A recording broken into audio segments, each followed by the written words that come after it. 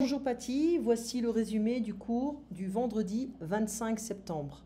Alors, tu m'avais dit que tu as des groupes de 14 ans, enfin, des adolescents. Voilà, on pourra dire en fait, c'est pas la peine de tout noter, on va dire, j'ai des élèves, des, des groupes d'adolescents. Et ce n'est pas facile. Alors, ils s'en fichent, ou alors ils s'en fichent, voilà, ou alors ils se fichent de travailler ou d'étudier. C'est très rare d'avoir des étudiants qui sont exceptionnels, qui travaillent énormément, qui ont des notes parfaites, etc. C'est super rare, d'accord? Attendance, la présence. Ouais, commencer cours à bailler. Donc c'est vrai que ce n'est pas facile d'avoir l'attention d'un groupe d'ados et surtout en ligne. Ok? Un échappatoire is like an escape. Empirer le problème, etc. Donc on avait parlé un petit peu de, ouais, on avait parlé un peu de plusieurs choses. Empirer, c'est to make something worse. Ok? Alors sans sel, sans gras, des céréales. Mais en fait, ça dépend les gras que tu manges. Le gras des avocats sont bons, les noix de coco également, même si les médecins disent que ce n'est pas vrai. Je ne crois pas du tout les médecins. Mais alors pas du tout. La psychologie de l'éducation, tu l'as étudiée. C'est vrai que c'est une discipline qui n'est pas du tout respectée. Il n'y a pas beaucoup de recherche à ce niveau-là.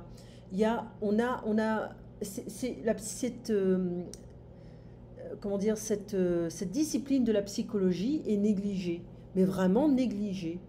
Et on a des spécialistes, pseudo-spécialistes qui nous disent comment enseigner aux enfants alors que, en fait, on n'y comprend rien du tout. Voilà, on ne sait pas, on applique des règles qui datent du passé. Voilà, et on ne s'adapte pas aux nouvelles générations. On s'adapte aux générations d'avant. Voilà, les techniques marchaient avant, pourquoi ça ne marcherait pas maintenant? Donc c'est un peu ridicule. Le visuel ouvre l'appétit. Ok, la mode, toutes les formes, etc. Le corps parfait, la femme parfaite, le trophée parfait. La haute couture qui va dicter une image parfaite de la femme et maintenant de l'homme. Il faut profiter de la vie. Hein, il faut vraiment profiter de la vie. Il faut trouver un équilibre. On n'a qu'une seule vie. On mange en France des produits sains, mais ça change avec les nouvelles générations. You know, the snowflake, they call it the generation, yeah, they want to say whatever they want, but it's a snowflake generation. Okay. On a beaucoup de gens qui font du stress eating, c'est-à-dire qui mangent parce qu'ils sont stressés. Manger quand on est stressé. D'accord? Donc, avant de commencer un régime, idéalement, on va l'écrire aussi, j'écris tout. Idéalement, il faut voir quel est l'état psychologique de la personne. Sinon, ça ne marche pas. Okay. Hier, je regardais... alors, j'ai regardé un... C'était quoi déjà? Il y avait un petit épisode de 30 minutes sur Netflix. Un épisode sur le fasting sur Netflix. Bon, les Français vont dire Netflix.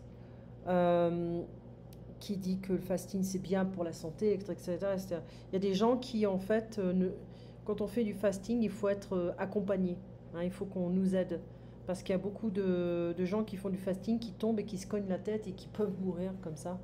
Donc c'est arrivé plus d'une fois. La thyroïde, c'est... voilà, moi dans ma famille, on a des problèmes de thyroïde. Je pense que je devrais aller voir un médecin d'ailleurs. Et le trauma, les stress, il y a des gens qui ont des problèmes de thyroïde et qui peuvent grossir facilement, c'est mon cas. Euh, il y a des traumas dans la vie qui font que il y a des gens qui ont besoin de manger plus. Voilà. Le stress, donc il faut rectifier le problème psychologique avant d'entamer un régime. On veut comprendre pourquoi on mange beaucoup, trop. Et ensuite commencer un régime. Les régimes, eh bien, beaucoup de personnes, on va écrire ça, beaucoup de personnes échouent les régimes, ou alors ils vont dire ça ne marche pas, ça ne marche pas, voilà. Et puis en fait, on gagne plus de kilos. Voilà, on gagne plus de kilos à la fin. Donc il faut savoir gérer ses émotions. Et c'est pas facile, je sais, c'est pas facile. Communication 14, page 14 et 15, je vais l'enlever comme ça me donnait plus de place pour ça. On va l'écouter. Une résidence secondaire, je t'envoie les audios. 3. Une résidence secondaire. Alors, décrivez-moi votre nouvelle acquisition. Il s'agit d'une maison de village un peu biscornue, aux volets blancs et au toit irrégulier et plutôt pentu. La façade est en pierre apparente, bien sûr. Et il y a plusieurs corps de bâtiments. Non, un seul. Mais il y a une petite dépendance dans le jardin, une sorte de cabane à outils. Ah. Et l'ensemble est en bon état ou vous aurez des travaux à faire? Pas de gros travaux. La toiture, bien que fort ancienne, est en bon état. Et la façade vient d'être rénovée en respectant le style de la région. Les boiseries sont marron, les fenêtres sont à petits carreaux. Et une vigne vierge court entre le rez-de-chaussée et le premier étage. À l'intérieur, les poutres sont apparentes. Ça a un charme fou. C'est situé dans un hameau? Plutôt dans un village un peu isolé, en pleine campagne, avec une rivière en contrebas. Il était abandonné, mais il reprend vie grâce à des artistes qui s'y sont installés. Et autour, comment est la région? Magnifique. Le paysage est assez vallonné, parfois même escarpé, mais c'est verdoyant. C'est une région à la terre fertile. Ok, ça a l'air bien. Donc, je vais agrandir un petit peu ici parce que c'est petit. Donc, une résidence secondaire. Donc, on a 2 personnes qui sont au téléphone et une personne, Charlotte, est en train de décrire la maison. Donc, c'est une vieille maison. Peut-être que c'est là. On voit le toit. Une maison en village un peu biscornu, c'est-à-dire que c'est pas trop droit, ce n'est pas parfait. Les volets blancs, ok, un peu biscornu. Le toit irrégulier, ce n'est pas un toit comme ça, c'est un toit qui est irrégulier et plutôt pentu. Donc pentu, c'est là. La façade est en pierre apparente, donc on voit les pierres, bien sûr. Et il y a plusieurs corps de bâtiments, c'est-à-dire qu'il y a plusieurs maisons dans... peut-être il y a ça, il y a une cabane derrière, il y a... comment dire, un emplacement pour les outils, etc. Donc il y a plusieurs corps de maison, voilà. Plusieurs parties de la maison. Il y a une petite dépendance dans le jardin, c'est une petite cabane à outils, hein, on appelle ça, en bon état, la toiture, hein, the roof, la façade rénovée, les boiseries, c'est-à-dire tout ce qui est le travail du bois dans la maison, les petits carreaux, c'est les petites fenêtres, une vigne qui est là, qui est entre le rez-de-chaussée et le premier étage. Les poutres, ce sont les grosses colonnes de... Enfin, les gros morceaux de bois que l'on trouve dans le plafond.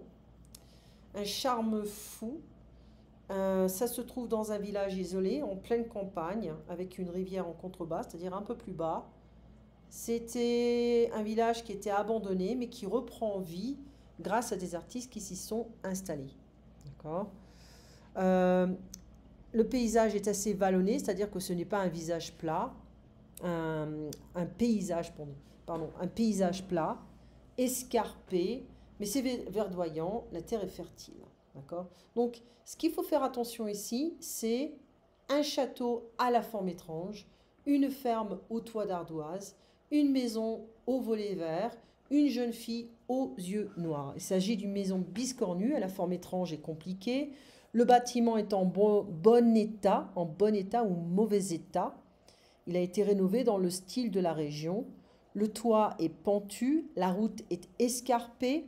Ce hameau est abandonné, isolé en pleine campagne, parce que c'est féminin. Le paysage est vallonné, verdoyant. La rivière est en contrebas.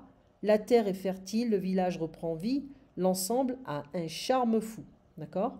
Alors là, il y a la deuxième partie, mais il faut que je la mette ici. Hop. Voilà.